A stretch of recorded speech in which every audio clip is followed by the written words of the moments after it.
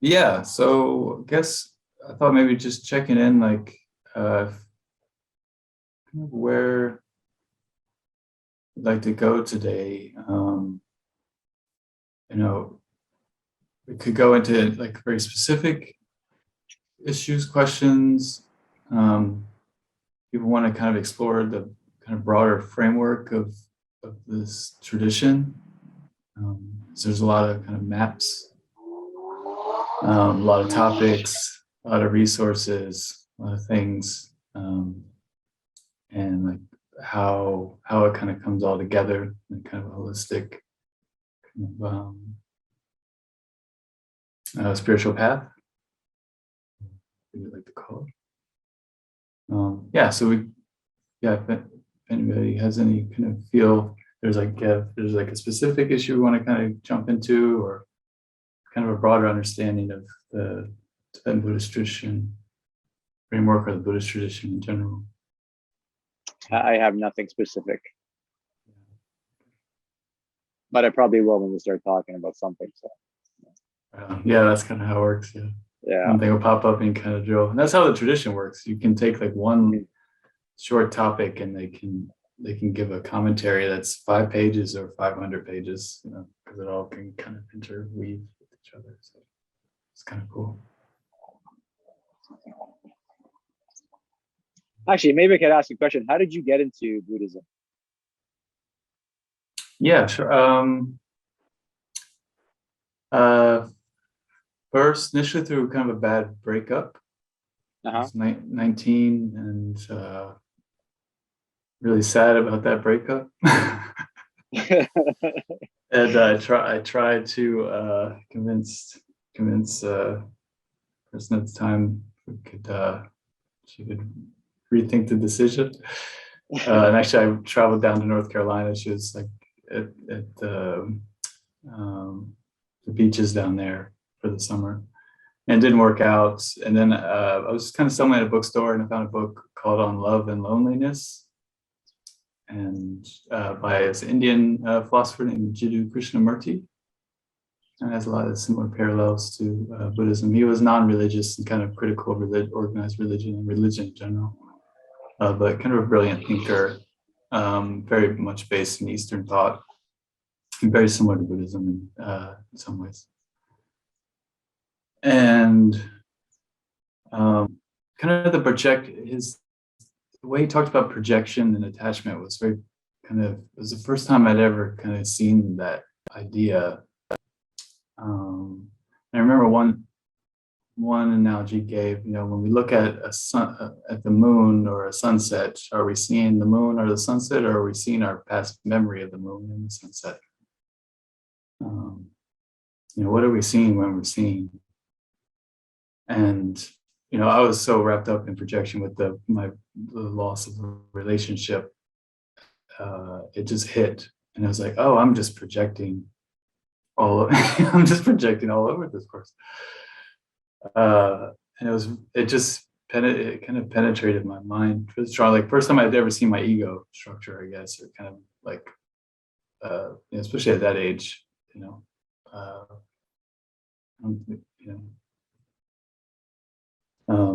What was the name of that book, Justin? Yeah, it's called On Love and Loneliness.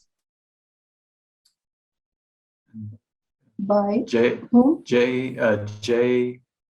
Usually just goes by the first initial J, and then last name Krishnamurti. Okay. All one word, Krishna Murti. It sounds good. Thank you for that reference. Yeah, he helps. Yeah, definitely helped my journey. So he wasn't Buddhist, but he kind of, it was for Eastern thought, and again, like that ego process and projection and what is reality, what's truth. Kind of a philosopher. And then it just kind of blew my world open. This kind of non-attachment idea. This kind of was naive but very inspiring, and I ended up kind of through different circumstances ended up at Naropa University in Boulder, Colorado, which is kind of a Buddhist-inspired liberal arts college. and I took, at that time I was still in the kind of rebellious, hurt phase with my relationship with Catholicism. I was raised Catholic in a way that wasn't very skillful. And so I was kind of anti-religion at that point. And Krishnamurti was also, he was a bit, his views were really a little bit, I don't know, a little bit too solid for me in terms of his religious. I felt like he had a view against religion, even, problematic eventually, but at the time, really, I was into it. But anyway, I took a meditation course, a secular meditation course, through the Shambhala tradition. A wonderful meditation teacher who's my professor at Naropa, who kind of became my first kind of meditation teacher. And it kind of took off from there, and it kind of slowly got introduced to the Tibetan tradition. I went to Lamrim. Kind of Lamrim, if you're not familiar with that term, it's a Tibetan term, just means kind of stages of the path.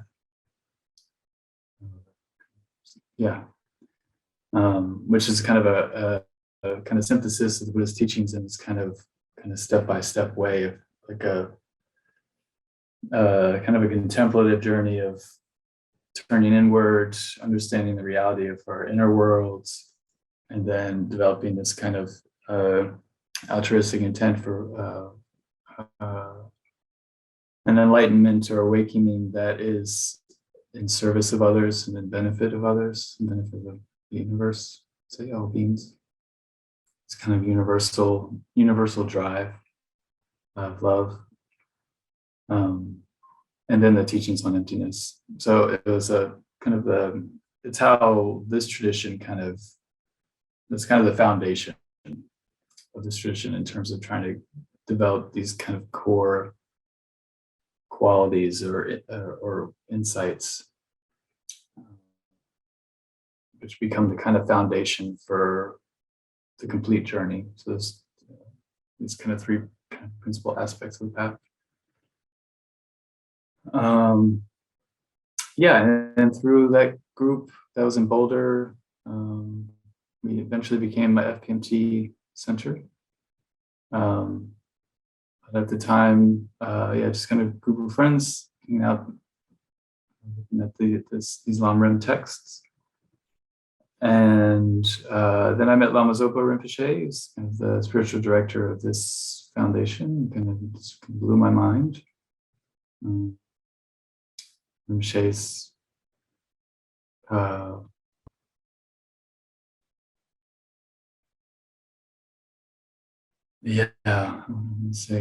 Rinpoche used to, they're famous for teaching for very long periods of time, and we went, he was visiting Santa Fe and Taos that weekend, and like one night was in Santa Fe and one was in Taos, and they'd rent like some sort of big space. Rinpoche taught from like 7:30 or whatever to like 3 a.m. And they basically were like, "Hey, Rinpoche, this isn't our space. We actually have to get out before the alarms go off." And here we go. Teachings would go all night sometimes. There was one teaching in Portland we had. Sorry, I'm going off on a tangent, but where it started at 6 p.m. and then we had a tea break or bathroom break about midnight, and then we finished at about 7 a.m. I remember coming out, the sunlight up, and having to drive my friends home, and I couldn't think past the block that we were on. I didn't know I need to go. It was the neighborhood I lived in. I'm tired. But yeah, Rinpoche really kind of blew my mind. I hadn't met a Tibetan Lama or kind of a Buddhist master before then, and I guess the big impression for me was like, oh, this stuff's real, like what they're talking about in the books, like Lama Zopa was like, whatever he's done, like he kind of transcended religion for me. I was like in a way that was like a living present. There was this living kind of felt experience of wisdom that was beyond anything I'd ever seen or experienced before. So it's quite powerful. And then a year later, I ended up taking Rinpoche as kind of a formal mentor, teacher, asking him for some practice advice. And way Lama Zopa work tends with those, like where practice advice, he'll just kind of give like for your whole life, like a prescription, like a lot of practices to do, and it's quite amazing. I probably still have like 30 years worth more, going a bit slow at it.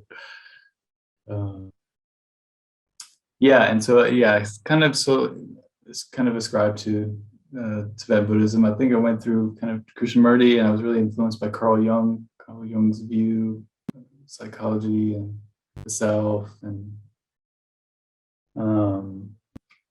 there's kind of an interesting, kind of amazing bridge between Jung and Tibetan Buddhism, especially kind of the tantric tradition. It's a lot of similar principles and insights that Jung found, somehow discovered,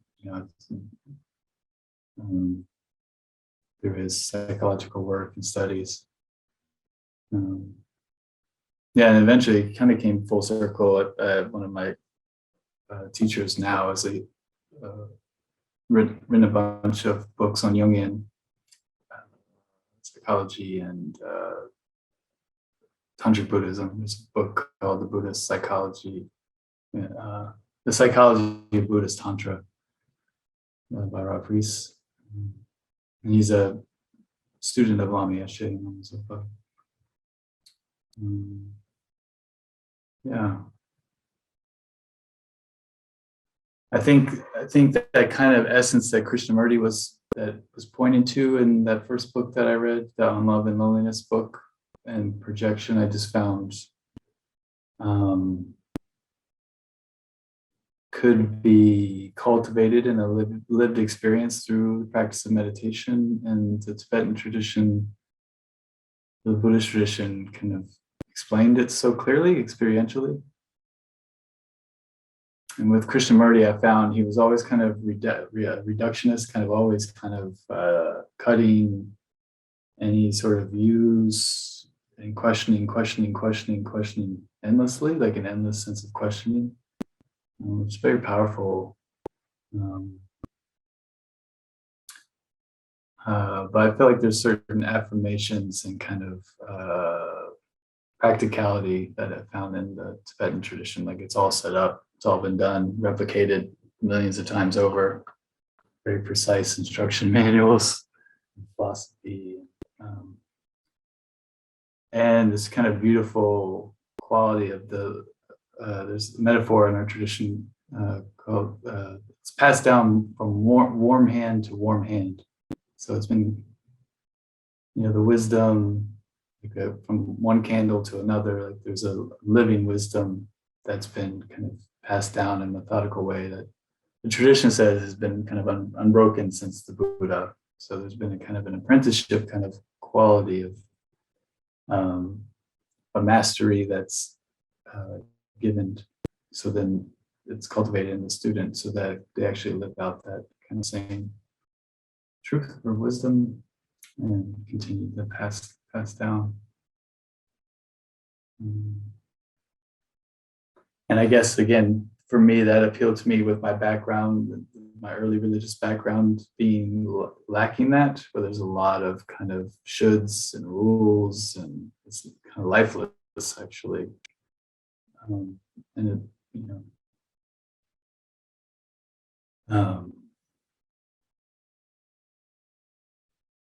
yeah, in the religion that I grew up with, at least where, not in the religion as a whole, but just my community or whatever, it's just kind of like, okay, I'm supposed to be good or whatever. I'm supposed to be this nice person, holy person, but how do I actually do it?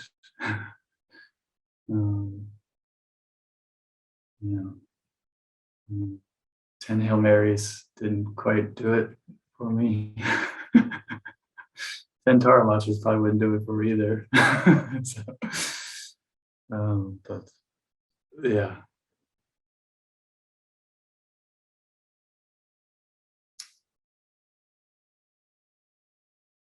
yeah, and so it's just kind of it's been a kind of unfolding process of repetition, like coming back, the same. It's interesting in this kind of endeavor. We can pick up a text and read it many, many, many times, and it speaks to us differently. It can speak to us differently each time. We can read the same topic over and over again, meditate on the same topic over and over again, do the same practice over and over again. And there's a kind of organic kind of relationship or kind of communication that's happening that kind of it kind of changes and evolves. Is that what it takes to really, get involved in a philosophy or a thought process to get it ingrained in you? To have to go over it and over again, maybe more than a few times, or sometimes does it just stick? Or sometimes does it just stick? Yeah. If you want to be a certain person, I've lately been I go over things once and try to work it into my daily life. But there's a lot of things you can work into your daily life, right? You can start going, do this, do that, and do the other thing, and you're kind of overwhelmed at a certain point. Yeah.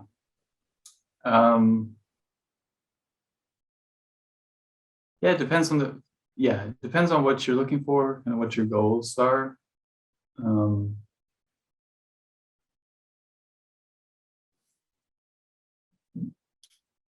In the Buddhist tradition, we categorize learning, like the learning process is called the three wisdoms. So there's study, contemplation, and meditation. So the study part is just kind of taking in the information. So actually, like the traditional words hearing or listening, but because it was an oral tradition early on, but reading or listening to things, taking in information, and then personally kind of chewing on it, contemplating it, see what does it mean, how, like, using it as a mirror, how does that resonate with me? What does that, do I connect, like, is it pointing to something in my life, my mind,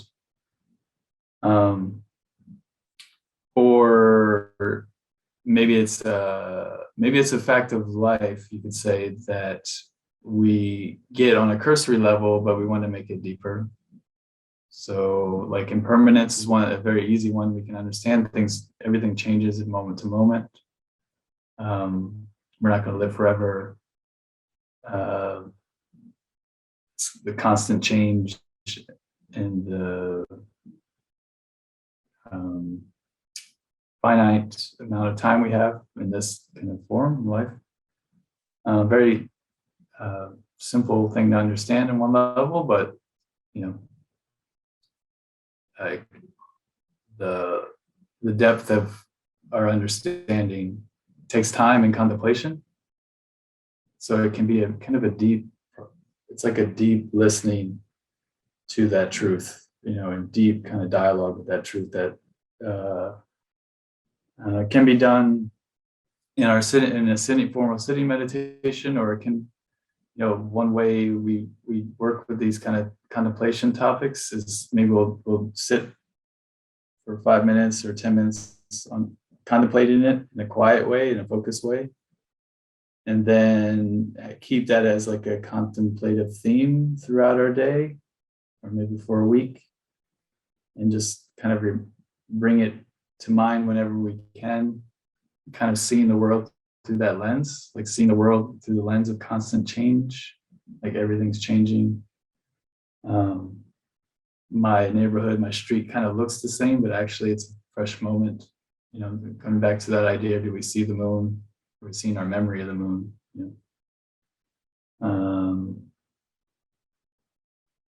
Or recognizing that, I'm going to die at some point. Actually, I don't know when. It feels like I do know when, but I don't actually know when. I feel like I got a good 30 years left, or 10 years left, or 40 or whatever. But actually, I'm just kind of making that up. And that could be a contemplation process. Like, why do I make that up? Why do I feel like I know how long? What is that about? What does that feel like? How does that change my thinking? Because it's interesting when we take some of these topics and contemplate them, there can be a shift. It's a felt wisdom. It's a felt insight. It's a felt kind of understanding that can kind of come about, that can really shift our kind of experience. Really, it's almost like seeing the world through a new set of eyes, that kind of idea. And there's lots of these topics that we can work with.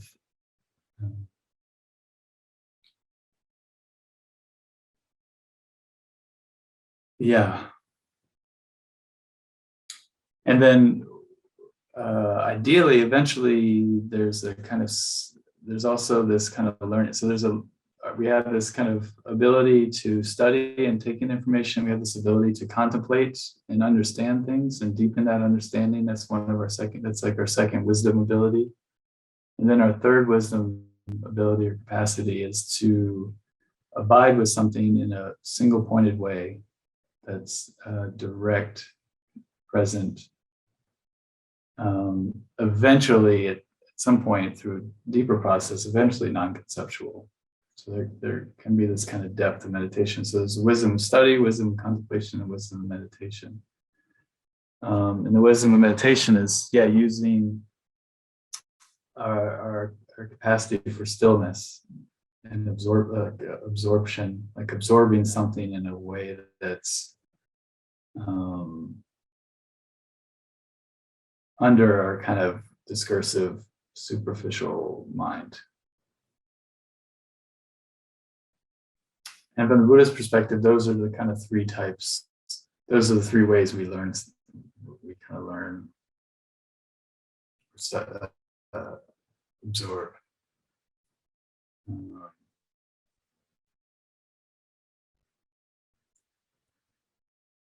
And then, so in terms of what that looks like, in terms of like how much what I want to adopt and kind of take on,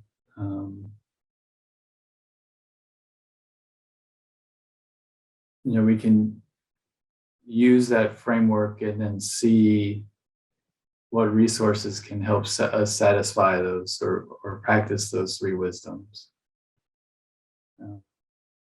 So it could be a text or classes like this, or teachings. To where we're taking it in, and then giving us some time to really kind of ruminate and really make it a personal insight. And then taking some time to, if we can, set aside some time for quiet sitting meditation. And the reason for that is it's just like we can't build muscles from reading a book. There's something to the physical act of finding a quiet place, sitting still, relaxing, and kind of turning inward or letting the mind settle. And a meditation practice is just different than moving. And we can do moving meditation practices, but it's like the sitting practice can kind of help enrich our movement practice. So like the stillness is it's like the weightlifting. So then when we actually have to go lift something useful, lift something that actually needs to be lifted, we have some of that strength there. So the sitting practice actually kind of builds the strength of our mind to engage in the kind of hectic kind of world that we live in.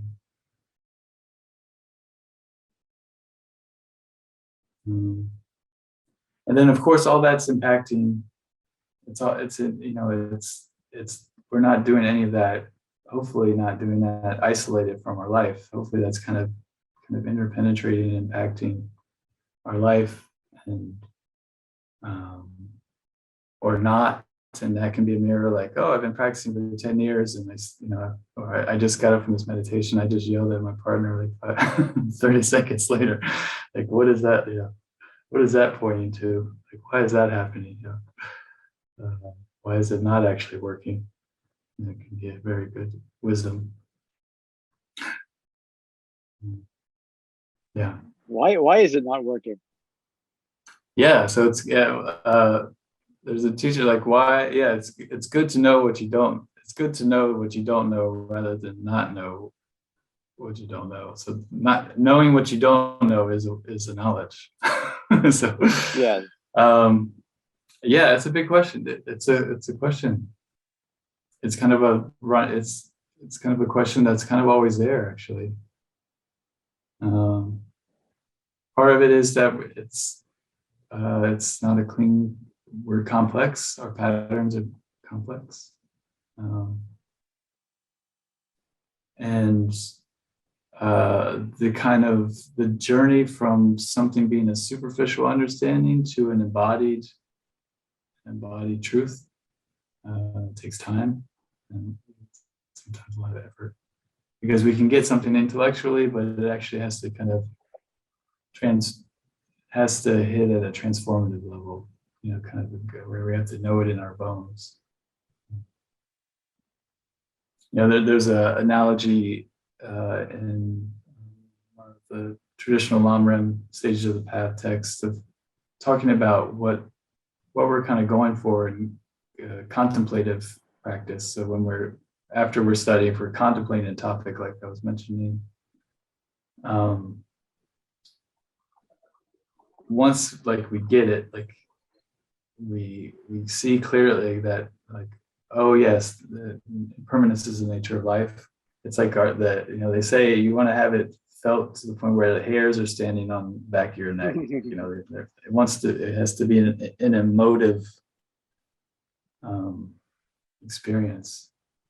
So the contemplations are trying to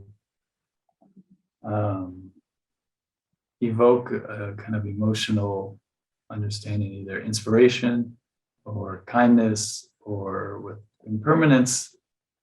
Impermanence one in particular is kind of a sense of just kind of cutting through distraction and like really bringing out like our importance. I think we were talking about that last week. There's a kind of and it's also like, again, kind of coming back to how some of our religious culture and art is kind of given, where it's like authoritarian kind of idea, like we're going to tell you what to do, you're going to take it, and you should do it and don't question it or whatever. And from the start, the Buddha is kind of one of the most beautiful, for me, one of the most beautiful qualities and kind of ways that the Buddha showed up was that it's like, that doesn't actually work. Even though I'm Buddha and you come into this gathering and there's all these people around and everybody seems really into me and seems like something cool's happening. Like, if you don't actually get it, then it doesn't have that much value, even if it's a very profound thing. If we don't get it ourselves, if we don't actually convince ourselves genuinely, and we can be kind of authoritarian to ourselves and like try to like, oh, I'm Buddhist, I should get this, or I'm a spiritual person, or I'm a nice person, whatever, I should be like this and this, and trying to push something on ourselves. Well, it's like, well, because we don't actually get it yet, quite get it, don't quite understand. Or we do, but there's other emotional obstacles that are kind of blocking us from kind of going deep with it, or yeah.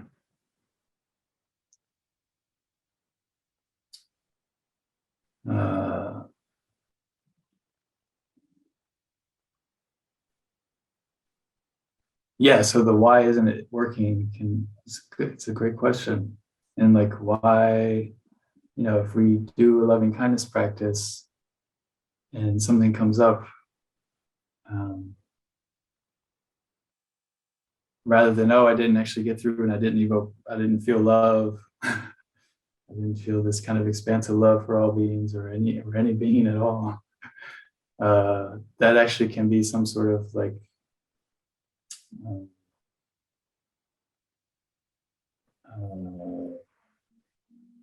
it's knowledge, it's some sort of knowledge. Like, oh, okay, interesting. Like, why is it? Like, why? What's that? What's that about?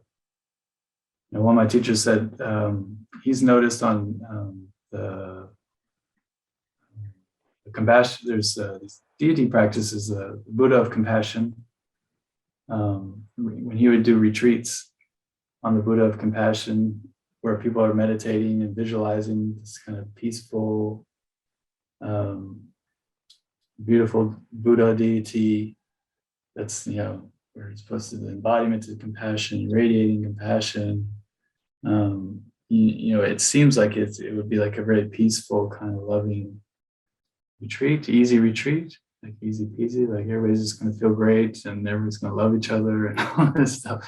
But what he noticed, like, for some reason, it actually is quite challenging for people. It would bring up, bring up a lot for people.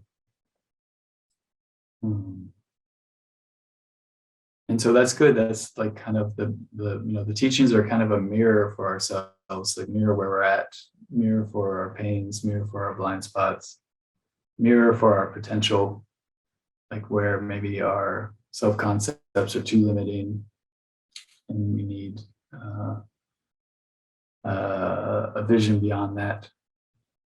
You know, so for me, like going back that breakup, like I was just so narrow-minded and, you know, whatever, and then it's like, oh no, actually it's just totally made up. And like, especially at that time. Actually, maybe if you could just expand on that, because now it just ties into what you're just saying, your own experience with in your younger life, but projecting your feelings onto, I guess, I don't know, but projecting something onto the other person or your own understanding or misunderstanding of what your thoughts were at the time.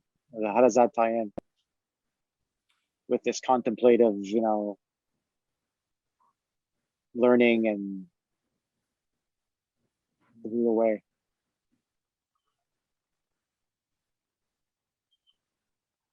Maybe I should just start by asking, like, what is projection? I've heard of it before and I kind of understood it, but how does that, what is it? When you're projecting your own feelings, what is that? Great. Yeah, great question. Yes, so our minds label from a kid, you know, we're labeling constantly and just almost instantly, not quite instantly, but feels like instantly.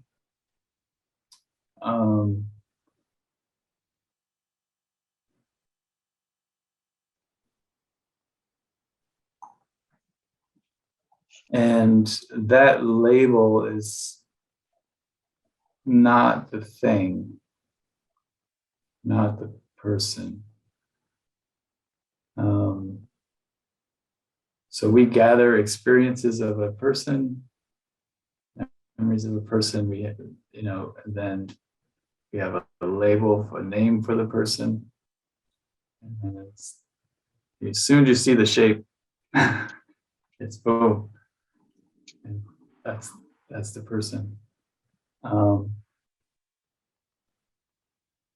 And it can be in an unemotional way. So it can be just like, that's the table, that's my bed, you know, that's my partner.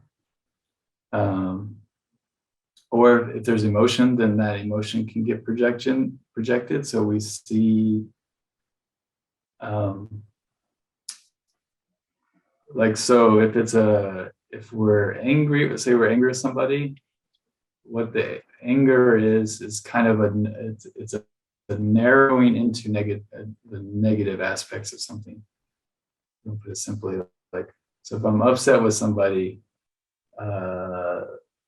I'm kind of filtering out all the positive stuff for now. That's not in my, not in my vision, and I'm just focusing on the negative something negative about this person, and then typically amplifying that. depending on how strong the emotion gets, just the intensifying that negativity. So I'm looking at the person or thinking about the person, I'm defining this person in my mind. That's kind of a projection, like the definition of this person. It's like the image, the self-image of this person, what this person is, who this person is. It's like a mental image. A frustrated image of that. The frustration is coming from this kind of selective thinking. And then based on that selective thinking and feeling, then that's what I see. When I look at that person, that's what I see. And how would that differentiate from what you think you're actually seeing? Because what you think you're actually seeing is what you're just saying, like you're angry and you're narrowing it down to just that anger and amplifying. And how would you differentiate that from what you're feeling? I mean, that's what you're feeling right now. Right. Yeah. So owning the projection is kind of step one. Okay. So maybe, seeing it like, oh, well, okay, I'm angry. Sweating, whatever, like, okay. And that can be actually, for me, it's helpful. The physiological symptoms of the emotion can be quite helpful, actually, to kind of get in touch with the present moment and kind of ground myself out of my so thoughts. To kind of know that it's there. It gives you the in a way that's that can help kind of detach from the story, at least somewhat. It's like, oh, I'm just feeling tightness in my chest, and just leave it at that. Oh, what's this tightness? What does that feel like? And it's almost like a distraction, like come out of this person, blah, blah, blah, blah, blah, blah, blah, and just get into the present moment felt experience. It can be a nice way of sidestepping some of the kind of rip current of the emotion. So then, and actually, interestingly enough, sometimes you get into the physical manifestation of the emotion, and an action can lead you into something that's actually more true about what's actually going on for you. Maybe oftentimes with anger, usually it's triggered by some sort of vulnerability or hurt. So the hurt's there, and then instantly the anger is put up as a protective shield. And sometimes that process of getting out of that kind of rip current of the thoughts, touching into the body, maybe you start to get into like, oh, there's sadness. Oh, I'm feeling actually scared, or whatever. Sometimes that can help. But just owning, I'm feeling anger. And just simply owning the emotion, I'm feeling angry, is more,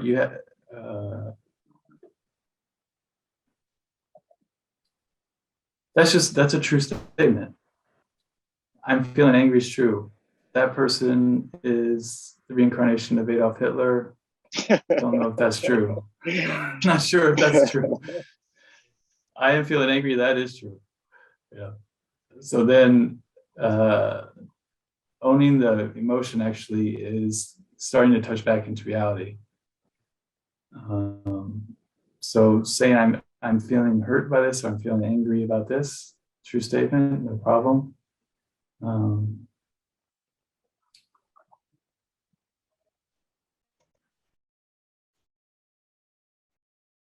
And then oftentimes that kind of that owning is actually an act of non-aggression. So just owning your feeling, like I'm feeling angry, you're kind of taking the hostility out of the situation. Because when it's focused on this external thing that's not, like this person's this, they hurt me, they're terrible, they deserve to be this, punished, and or whatever. It's very volatile and very outward. Saying I'm angry is just a simple statement, and it can kind of take some of the aggression out of the situation. And feeling angry isn't a problem, I should say, actually. So feeling anger, feeling anything isn't a problem. it's what we do with that feeling is where the suffering comes. And that's kind of what maybe one of the key teachings of the Buddha. It's not the feeling that's the problem, because in the Buddha's life story, he went for a long time trying to not feel. Like he starved himself,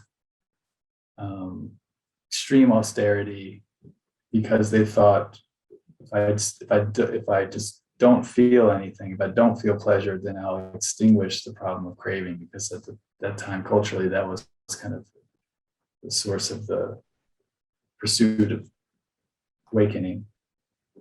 They thought that was the fundamental problem. And then you realize, no, this isn't it. Had a delicious meal with rice porridge.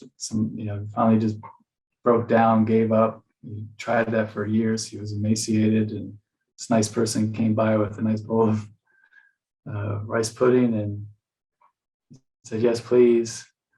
He ate that, and then that night attained his awakening.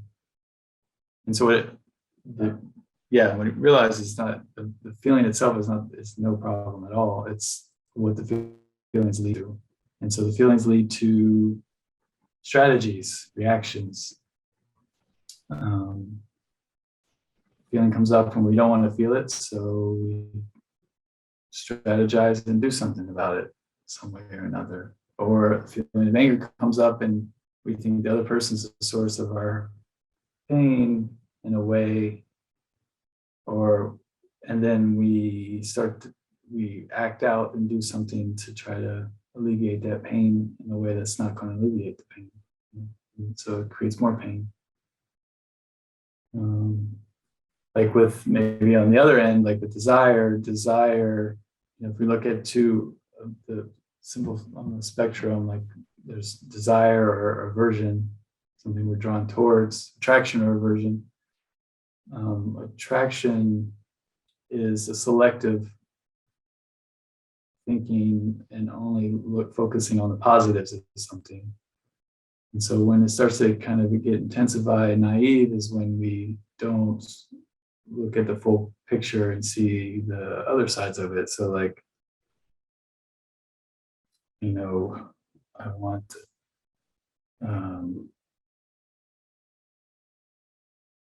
a really nice Tesla was in front of me at the stoplight, and I went and bought a Tesla this afternoon and didn't realize car payment insurance is not in my budget or whatever. I was just looking at the kind of cool stuff, and then maybe inflating and intensifying, looking at all the kind of positive things and getting really jazzed up about all the positive things, which actually might be true, but then it's not the full picture. It's kind of similar to anger.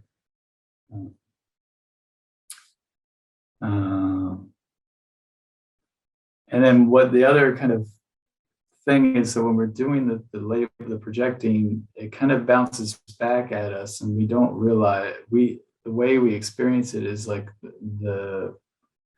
we're sending it that way, but it's kind of we're experiencing it as if it's coming towards us.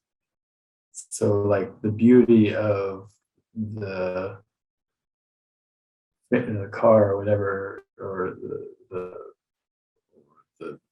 bad qualities of the person, we experience it as coming this way. So then we don't realize we're projecting. Because we'll project and then we'll start to feel something from it. And so there's this kind of thing that's going on, but we're actually kind of churning up the sensations and the feelings ourselves. So we're making up the thoughts. We're making it up. Yeah. Just I have a question. Yeah. Because, okay, so we're taught, this is, by the way, this is a really helpful discussion for me. So we're taught in Buddhism, the true nature of the mind is clarity, calm clarity. And yet we're always having to deal with our projections, with our, really messed up things that are in our mind, the clutter that's there. Mm-hmm. It just seems to be there naturally. I mean, it seems to be there innately. So how, I don't, it seems like a contradiction. We're born with a clear, our minds are the true nature's clarity, and yet from the time we're born, we're focused on ego, and as we grow up, we're projecting more and more and more, unless we find some way to turn it around. Like following a Buddhist path, I think is really the only way I know. And I'm really just beginner. But I don't understand that contradiction. It seems like it's innate in our mind to really be effed up in our mind. Yeah. Brilliant. Yeah, great question. Yeah, analogy I like is in terms of describing the mind, is the nature of mind is like the movie screen, and the contents of the mind are like the images projected on the screen. So if we go to a movie, there's this blank movie screen, and then images, and we see the images and we get all worked up, and live a whole, kind of go through a whole thing with when we watch the film. And the nature of the mind is the screen itself. So the screen is never affected by the movie. So the movie could be a comedy, it could be a horror film, it could be a tragedy, it could be an action film, whatever. Can have movies all day, every day, years, and the screen itself is never affected or changed by the film, by what's projected onto it. And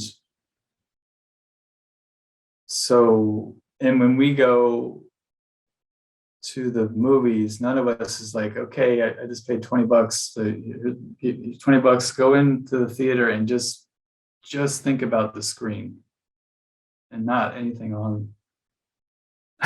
And don't pay attention to the film. You can you see all the colors and the movements and the sound or whatever, but just constantly focus on the screen itself. The fact that there's a screen there, that's just a white blank screen. And so that's similar for us. Is like there's the content of the mind, and then there's this kind of backdrop of the mere clarity and awareness that is the kind of the nature of the mind. It's also, and we can train ourselves to start to identify that clarity and awareness, to experientially kind of like, oh, that's what they're talking about. Oh, that's that clear awareness. Okay. And then there's thoughts and kind of projections or whatever kind of coming up, but I'm kind of aware of this kind of mere clarity. It's like the space. It's like being aware of the space in the room versus the furniture in the room. This idea. And yeah, so that's possible. That's called the Mahamudra. That's called the Mahamudra tradition of practice of meditation, where the nature of the mind becomes your object. So initially, you start with the object of your focus being the breath, but then eventually, through once you start to calm down, there's practices and kind of little tricks and techniques to start to notice and identify that clear awareness, what that is.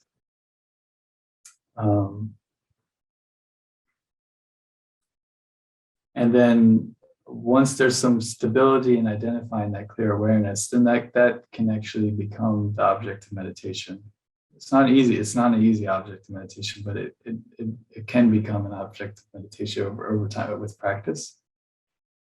And then we see that the thoughts, everything's arising in this kind of clear awareness, and actually it's just clear awareness.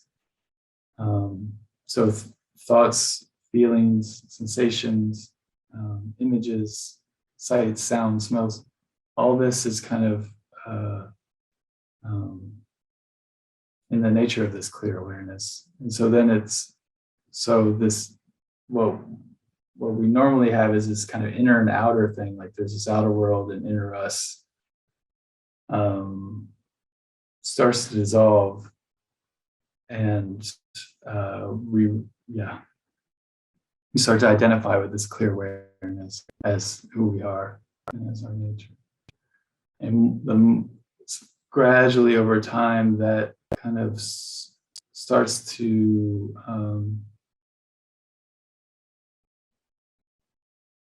kind of pacify, kind of liberate us, pacify us. Like we start to not feel afraid of our projections or enticed by our projections.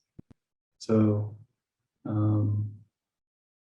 there's an analogy like they're just clouds in the sky, or there's waves in the ocean, or they're just images on the screen.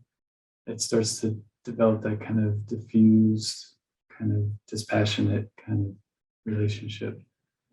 So in terms of talking earlier about that study, contemplation, meditation, those three types of learning, that becomes that process too. Over time, we start to recognize that our true nature is this kind of clear awareness, and that's fundamentally who we are.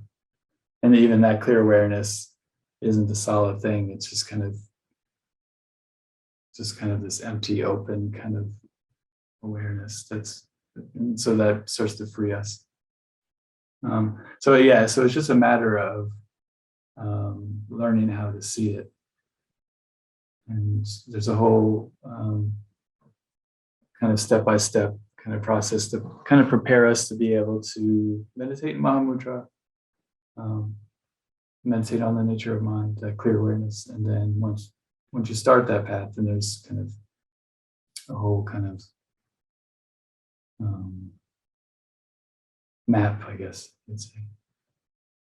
And personally, I find I've been drawn to it because of, maybe again, kind of going back to my Catholic upbringing and this bit of tightness. It's a very accepting and kind of open approach to meditation, because you're trying to let go of the struggle with whatever you're feeling. You're trying to let go of the struggle with your experience. So you're not trying to change it.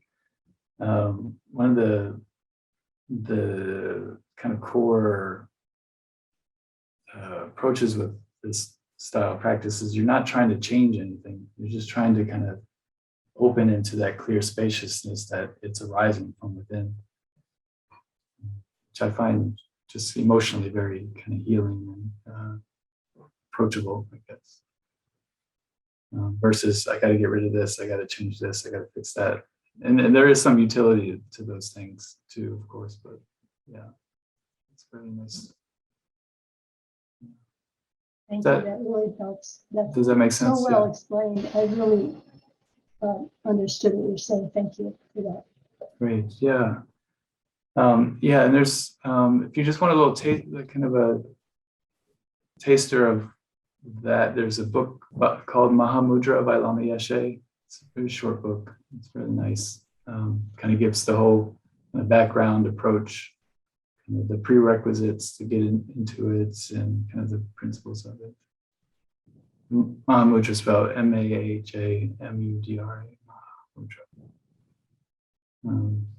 Thanks. Yeah, and because it is a subtle kind of object, it is good to get. That's Mahamudra isn't something you can kind of just pick up a book and kind of just do it on your own. You need kind of another human to work with, who's experienced in it, to work with and maybe help with kind of preparing you and so forth. But yeah, it's very worthwhile. That was a pretty fast hour, actually. I didn't even realize it went by. Wow. Oh, wow, right on. Yeah.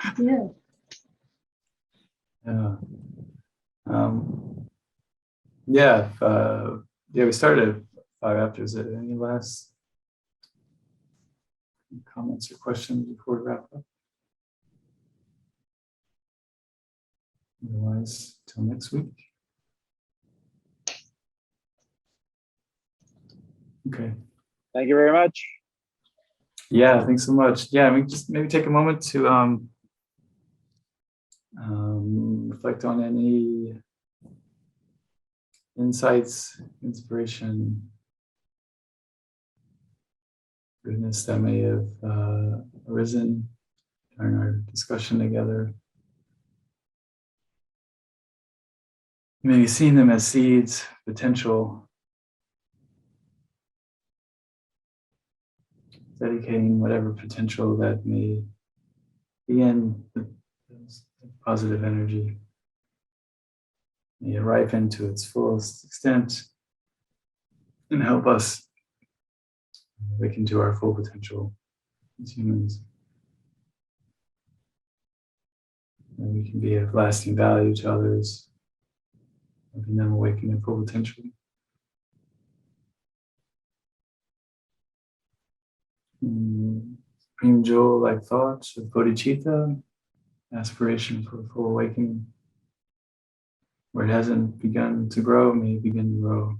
When it's begun to grow, may increase unceasingly for the benefit of all.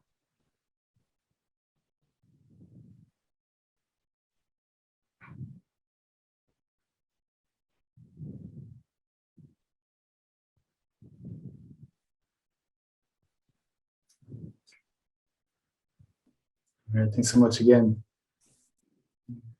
Thank you, Justin. Nice, That was a yeah. wonderful class. Thank you. Thank you, Justin. Thank you, everybody, Thank for you. coming.